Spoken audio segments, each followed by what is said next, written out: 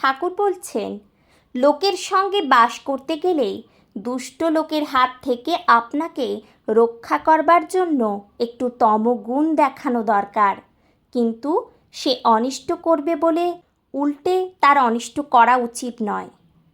চলুন, ঠাকুর এই কথাটিকে একটি সুন্দর গল্পের মাধ্যমে আমাদের বুঝিয়েছেন। সেই গল্পটি শুনে নেওয়া যাক। মস্ত বড় এক মাঠ, তার মাঝে মাঝে বড় বড় গাছ, চারপাশে তার গ্রাম, কত লোকের বাস।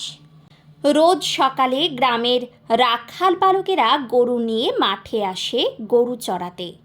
তারা গাছের ছায়ায় বসে মুড়ি খায়, খেলা করে, আর গরুগুলো চারদিকে চড়ে বেড়ায়।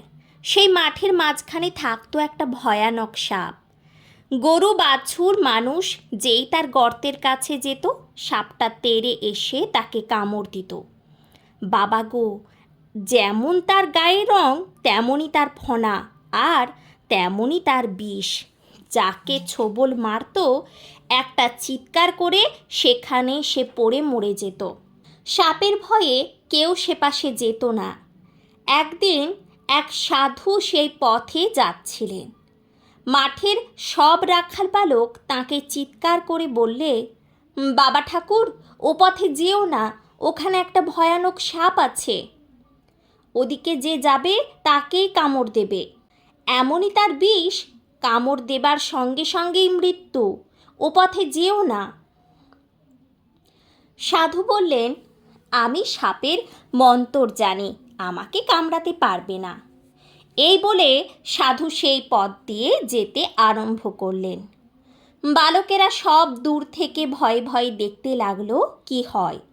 সাধু যাচ্ছেন, গর্তের কাছে যেতে না যেতেই সাপটি তেড়ে এসে ফোঁস করে ফনা ধরলে। সাধু অমনি একটা মন্ত্র বললেন। মন্ত্রের কি গুণ!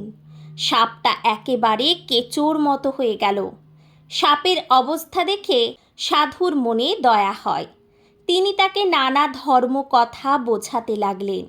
দেখ, এতদিন ধরে তুই কত প্রাণীকে হত্যা করেছিলি, তোর মহাপাপ হয়েছে। মরবার পর কি হবে কখনো ভেবে দেখেছিস? তুই আমার কাছে মন্ত্র নে। সাধুর কথায় সাপের চৈতন্য হলো। সে যে কত পাপ করেছে সত্যি সে বুঝতে পারলে। সে সাধুর শিষ্য হলো। সাধু তাকে মন্ত্র দিয়ে বললেন, এইটি রোজ জপ করবি, আর কখনো কোনো প্রাণীকে হিংসা করবি না। এই বলে সাধু সেখান থেকে চলে গেলেন। খুব ভক্তি ভরে সাপ গুরুর দেওয়া মন্ত্র জপ করতে লাগলো। সেদিন থেকে আর সে কাউকে তাড়া করে না, কামড়ায় না। কিছুদিন যায়, রাখালেরা দেখলে সাপটা ফোনা ধরে আর তেড়ে আসে না। গরু বাছুর কাছে গেলে কিছুই বলে না। তখন তারা দূর থেকে তার গায়ে ঢিল মারতে লাগলো। সাপ তাদের দিকে ফিরেও চায় না। রাখালেরা বুঝতে পারলে এসব সাধুর মন্ত্রেরই গুণ। ধীরে ধীরে তাদের সাহস বাড়তে লাগলো। একদিন তারা কাছে গিয়ে লাঠি দিয়ে তাকে এমন মার মারল, সাপটা একেবারে মরার মতো হয়ে পড়ে রইল। সকলে ভাবল মরে গেছে। একটা দুষ্টু ছেলে লেজ ধরে তাকে ছুঁড়ে ফেলে দিল দূরে। সাপটা কিন্তু মরেনি, মার খেয়ে একেবারে অজ্ঞান হয়ে গিয়েছিল। অনেক রাত্রে তার জ্ঞান ফিরে এলো। তারপর ধীরে ধীরে অতি কষ্টে গর্তে গিয়ে পড়ে রইল। কিছুদিন গায়ের ব্যথায় নড়তে চড়তে পারত না।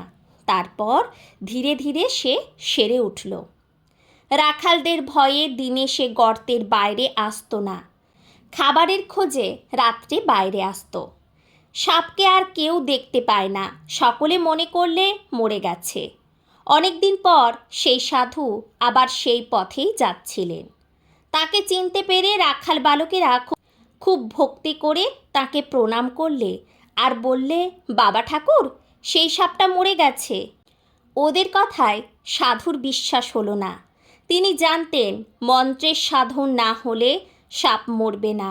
তিনি সাপের গর্তের কাছে গিয়ে তাকে জোরে জোরে ডাকতে লাগলেন। গুরুর ডাক শুনতে পেয়ে সাপ গর্ত থেকে বেরিয়ে এসে তাকে প্রণাম করলে। কতদিন পর গুরুকে দেখতে পেয়ে সাপের মনে আজ কত আনন্দ। গুরু জিজ্ঞেস করলেন, হ্যাঁ রে, কেমন আছিস? সাপটি বলল, আজ্ঞে, আপনার কৃপায় পরম সুখে আমার দিন কাটছে। গুরু বললেন, তা এত রোগা হয়ে গেছিস কেন? গুরুর উপদেশ ও সাধনার গুণে সাপের মন থেকে হিংসার ভাব একেবারে চলে গেছে। রাখালেরা যে তাকে মেরেছিল তা সে একেবারেই ভুলে গেছে। সাপ বললে, হিংসা করতে আপনি বারণ করেছেন। গাছ থেকে পড়ে গেছে এরকম পাতা, শুকনো ঘাস এসব খাই, তাই বোধহয় একটু রোগা হয়ে গেছি। গুরু বললেন, না, এতে এত রোগা হওয়া যায় না। তুই মনে করে দেখ তো অন্য কোনো কারণ আছে কি না। গুরুর কথায় সাপ ভাবতে লাগলো। অনেক ভাবতে ভাবতে তার মনে হলো রাখালেরা একদিন তাকে খুব মেরেছিল। সে বললে, আজ্ঞে, আপনি ঠিকই বলছেন, আমি কাউকে আর হিংসা করি না। দেখে একদিন রাখাল বালকেরা লাঠি দিয়ে আমাকে খুব মেরেছিল। অবোধ বালক, তারা কি আর আমার মনের অবস্থা বুঝতে পারে? গুরু সবই বুঝতে পারলেন। সাপকে এক ধমক দিয়ে তিনি বললেন, তুই তো ভারী বোকা। হিংসা করতে তোকে বারণ করেছিলুম, ফোঁস করতে তোকে বারণ করিনি। তোকে কেউ মারতে আসলে আজ থেকে ফোঁস করিস। এই বলে সাধু চলে গেলেন। তারপর থেকে সাপটা দিনের বেলায় আহারের জন্য মাঠে ঘুরে বেড়াতে আরম্ভ করলে। রাখালেরা তাকে দেখতে পেয়ে চিৎকার করে উঠলে, আরে মরেনি রে, মরেনি, আবার সাপটা বেরিয়েছিল রে, চল চল। এই বলে রাখালেরা লাঠি হাতে তাকে মারতে গেল। যেমন তারা কাছে গিয়েছে অমনি সাপটা আগের মতো ফোঁস করে ফনা ধরে তেড়ে এলো। আর যায় কোথায়? বীরের দল ভয়ে মা গো বাবা গো বলে যে যেদিকে পারে পালিয়ে গেল। সেদিন থেকে সাপের কাছে আর কেউ যেত না। সাপটা নির্ভয়ে মাঠে বেরিয়ে বেড়াতো। দুষ্টু লোকের কাছে ফোঁস করতে হয়, ভয় দেখাতে হয়, পাছে অনিষ্ট করে। তাদের গায়ে বিষ ঢালতে নাই, অনিষ্ট করতে নাই।